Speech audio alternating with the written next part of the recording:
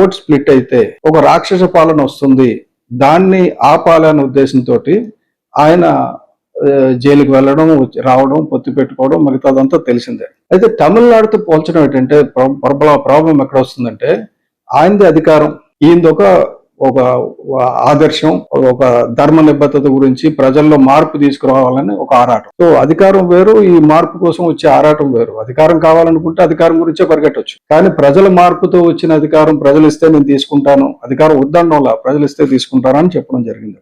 తర్వాత cinema glamour అనేది తమిళనాడులో పనిచేసిందండి. తమిళనాడులో ఎందుకు పనిచేసింది మనం చూసాం. అక్కడ ఎంజి రామచంద్రన్ గారు కానీ, జయలలిత గారు కానీ, వాళ్ళు రావడం, ఎదగడం, రాజ్యం చేయడం, ప్రజారంజక పాలన చేయడం.